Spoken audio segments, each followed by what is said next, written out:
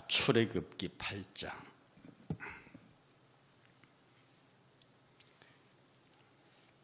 1절입니다.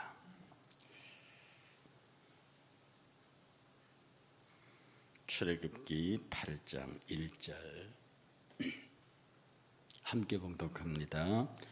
여호와께서 모세에게 이르시되 너는 바로에게 가서 그에게 이르기를 여호와의 말씀에 내 백성을 보내라. 그들이 나를 섬길 것이니라. 아멘.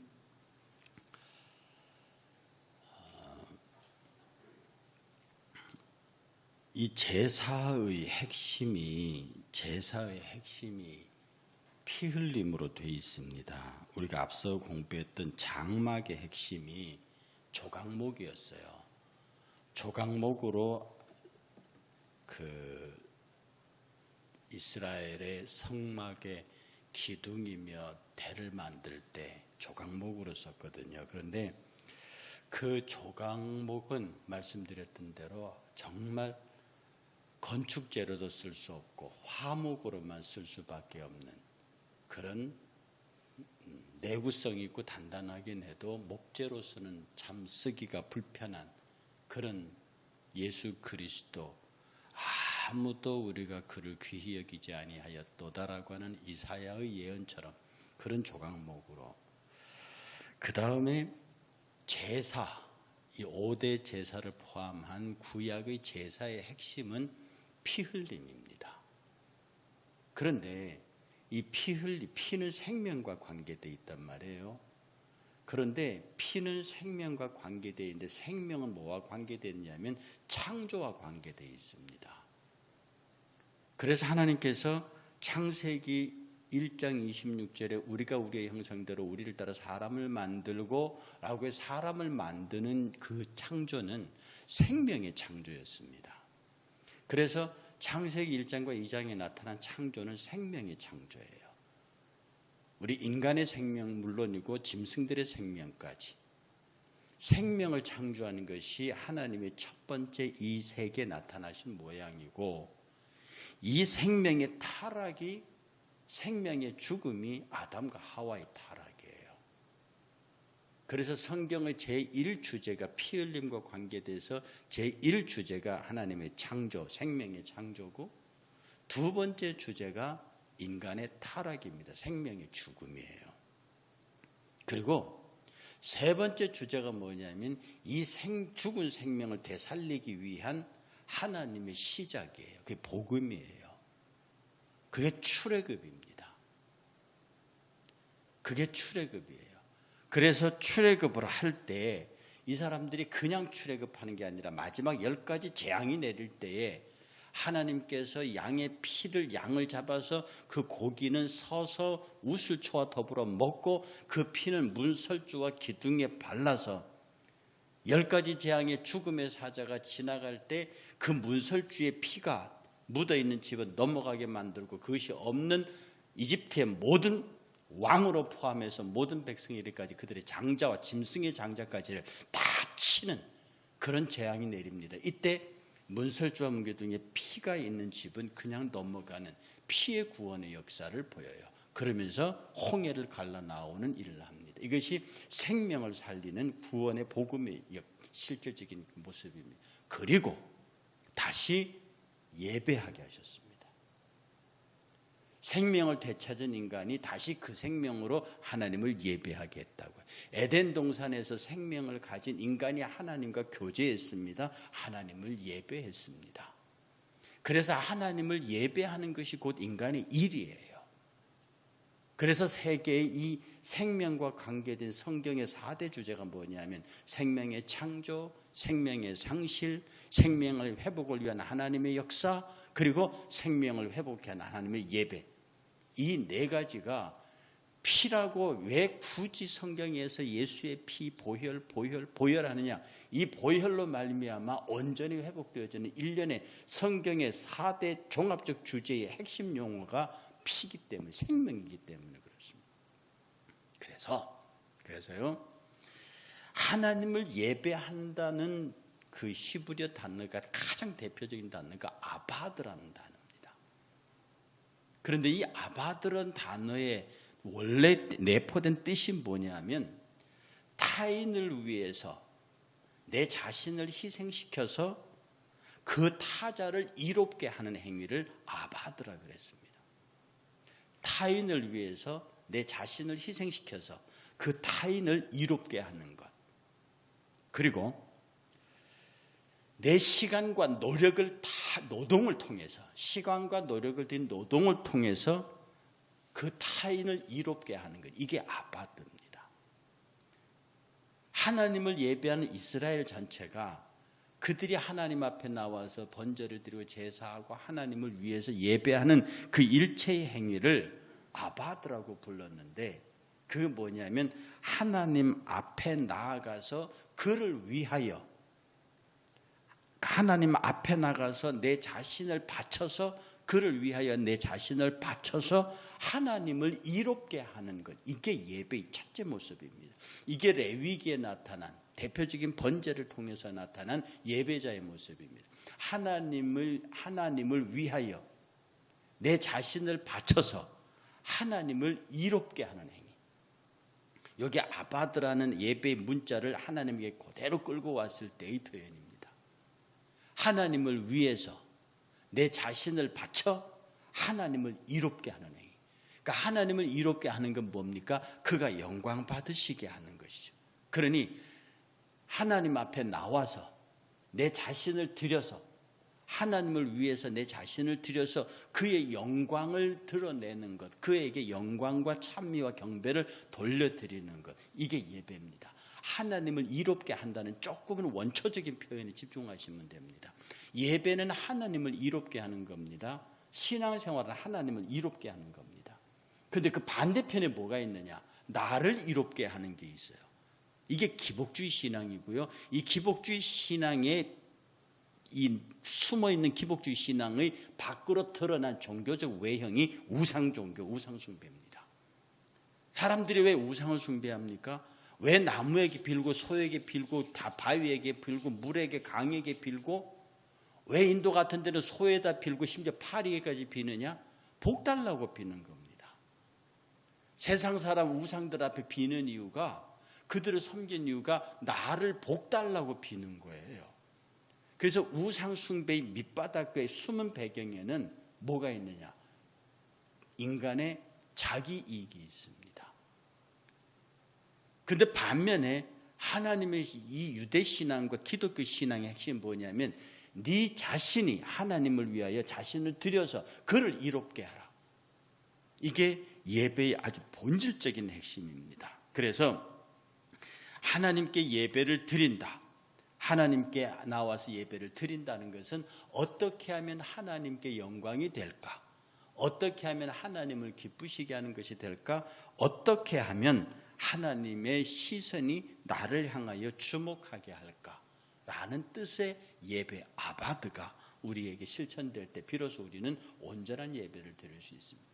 그래서 우리가 이렇게 새벽자대에 나오고 예배 모든 예배에 빠지지 아니하고 모든 모임에 제대로 섬긴다 할지라도 그것이 기복적이고 내 중심의 얘기가 됐을 때는 그것은 아바드가 아닙니다.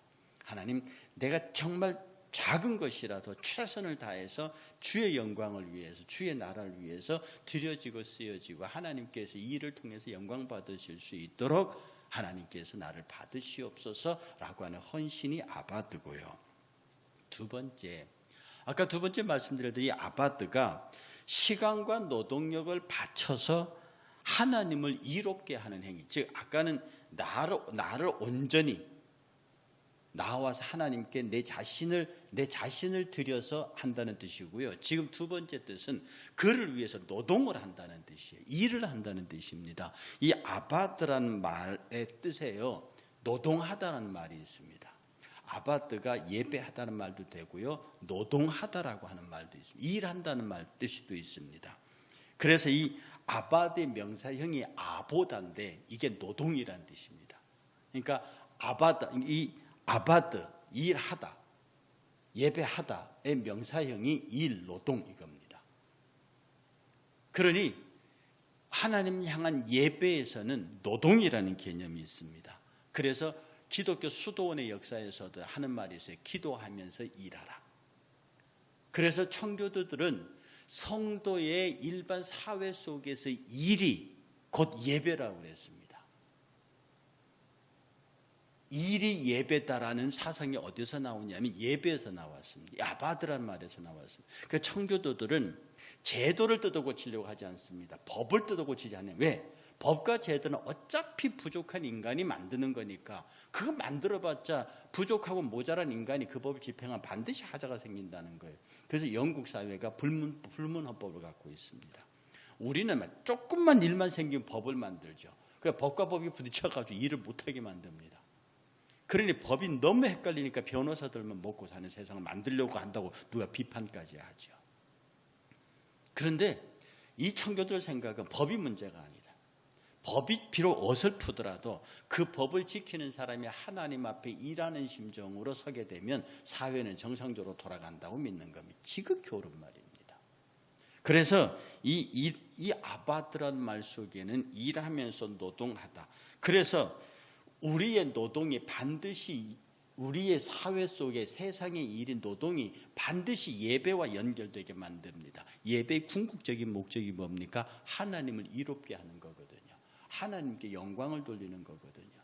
그러니 우리가 무슨 일을 하든지 하나님께 영광이 되게 하라. 살든지 죽든지 하나님의 영광이 되게 하라. 무슨 일을 하든지 하나님께 영광이 되게 하라. 왜 노동을 사도들이 계속 하나님의 영광과 연결시켰느냐? 구약의 아바드 사상이 그들에게 그대로 전수되어졌기 때문입니다. 그래서요, 내 자신을 바쳐서 드린다 할 적에 인신제사가 아닙니다. 내 생명을 그 재단에 핏불이 그게 아니고 내 삶을 온전히 하나님 앞에 드리면서 노동은 하나님의 영광을 위해서 향해 있어야 하기 때문에 이 기독교 신앙의 본질적인 것은요, 노예 제도를 철저하게 부정합니다. 노예는요, 그 노예의 노동은 인간을 위한 노동이거든요. 주인을 위한 노동이기 때문에 그 자체 노예의 노동 자체가 하나님의 영광에 직결되지 않습니다. 물론 노예가 신앙을 가져서 내가 주인을 섬기는 이 일도 하나님의 영광이라고 하면 그 노예의 신앙은 합법적이 몰라도 노예를 부리는 입장 속에서 주인은 그건 안 돼요. 그래서 이스라엘 백성은 전쟁이나 빚 때문에 어쩔 수 없이 남에게 노예가 된 사람은 희년이 되면 반드시 풀어줘야 했습니다. 그 노예제도 자체가 신구약을 통틀어서 하나님의 뜻이 아닙니다. 그래서 사실은 이스라엘이 멸망하게 된 것도 예루살렘의 성전이 무너지게 된 중요한 이유 중에 하나도 이스라엘 안에 있는 노예제도를 폐지하지 않아서 그렇다고 성경을 해석하는 사람이 있습니다. 그게 대표적인 성경이 뭐냐면요, 예레미야서 34장에 가면 한번 보시겠습니까? 예레미야서 34장 16절과 17절을 보면요, 예레미야서 34장 16절 17절 함께 봉독하겠습니다. 예레미야서 34장 16절입니다. 너희가 돌이켜 내 이름을 더럽히고 각기 너와 그들의 마음대로 자유롭게 하였던 노비를 끌어다가 다시 너희에게 복종시켜 너희의 노비로 삼았도다. 그러므로 여호와께서 이와 같이 말씀하시느니라. 너희가 나에게 순종하지 아니하고 각기 형제와 이웃에게 자유를 선포한 것을 실행하지 아니하였은즉 내가 너희를 대적하여 칼과 전염병과 기근에게 자유를 주리라. 여호와의 말씀이니라. 내가 너희를 세계 여러 나라 가운데 흩어지게 할 것이라. 내가 내 백성을 자유롭게 한 사람들까지 끌어다가 네가 다시 노예로 삼았다. 노예 제도가 어떤 사람 그랬으면 사람이 사는 세상 속에서 종이 있고 주인이 있지라고, 그건 세상 사람들이 생각하는 것입니다. 그래서 예수님도 사도 바울도 종과 주인의 관계를 얘기할 적에 주인에게 말하기를 종을 종처럼, 세상 사람의 종처럼 부리지 말라고 그랬습니다. 주인도 종을 부릴 적에 그렇게 하면 안 되고, 실제 종의 신분에 있는 사람도 그렇게 주인, 그러니까 막 사람의 눈치를 보고 그렇게 섬기지 말라고 그랬어요. 그래서 법률적으로, 우리 신앙적으로 법률적으로도 도덕적으로도 신앙적으로도 노예 제도가 승인될 수 없는 겁니다. 해서요, 아까 처음에 시작할 때 말씀드렸던 대로 하나님께서 당신의 영광을 위해서 이 땅에 생명을 창조하셨고, 그 영광을 위한 생명의 창조를 인간이 스스로 버려버렸고, 그래서 하나님은 다시 재창조하시기 위해 예수 그리스도의 십자가의 피의 공로라고 하는 구속의 통로를 놓으셨고, 그 구속의 통로를 통해서 다시 우리를 예배하게 하셨습니다. 이것이 레위기 전체가, 지난번에 말씀드린 이 레위기가 성경의 중심에 서서 창세기와 구약 전체가 삥 돌아가면서 있는 그림을 보셨을 겁니다. 이 레위기가 하나님께 어떻게 예배하고 어떻게 하나님을 찬양하고 어떻게 살아야 하는지에 관한 인간의 법도를 자세하게 기록하고 있는 그런 것이란 말입니다. 그러니 그 예배 앞에 서 있는 우리가 가만히 생각하면 내가 얼마나 이기적으로 예배 드렸는가를 밝혀내는 말씀의 책이 레위이기도 합니다. 지금 우리가 신앙생활 열심히 하잖아요. 예배생활 잘하잖아요. 늘 말씀드렸듯이 우리의 이 거룩한 예배와 섬김의 선후가 바뀌면 안 됩니다. 우리의 영혼이 잘됨 같이 범사가 잘 되는 것이고요, 그의 나라와 그의 영광이 앞서고, 그리고 그 뒤에 필요한 모든 것들이 뒤따라오는 구조입니다. 그런데 우리는 말은 그렇게 하고 머리는 그렇게 생각하면서도 실제로 우리의 마음은 반대로 움직이고 있습니다. 내가 원하는 대로 되지 아니하고 내 기도에 응답이 없으면 서운한 마음이 들고, 그렇게 해서 자꾸 내 이방 신앙의 우상 종교의 뿌리가 되는 그 이기적인 마음, 하나님을 이롭게 하는 것이 아니라 하나님을 통해서 나를 이롭게 하겠다는 그 소위 말하는 기복신앙이 내 자리에 자꾸 꿈틀대고 자리 잡으려고 한다 이 말이에요. 그 실제로 라멕이라고 하는 사람도 인간의 타락 이후에 아담의 후손이었던 라멕 같은 경우도 막 통곡하는 장면이 있습니다. 내가 라멕의 아내들에게 이르되 아다와 실라여 내 목소리를 들어라. 라멕의 아내들이여 내 말을 들어라. 나의 상처로 말미암아 내가 사람을 죽였고 나의 상함으로 말미암아 소년을 죽였도다. 자기 자신의 욕심과 자기 자신의 상처와 자기 자신의 그런 것들을 회복시키기 위해서 주변의 사람들에게 상처를 입히는 악한 모양으로 나온다. 왜? 예배자의 자세가 하나님 중심에서 사람에게 옮겨져 버렸을 때 나타나는 현상입니다. 예배가 하나님을 향하여 가야 하는데 내 중심으로 돌아오는 순간, 나를 행복하게 하지 못하고 나를 기쁘게 하지 못하고 나를 즐겁게 하지 못하는 외부에 대해서 피를 요구합니다. 이것이 세상의 우상들에게 바쳐지는 피가 상징하는 겁니다.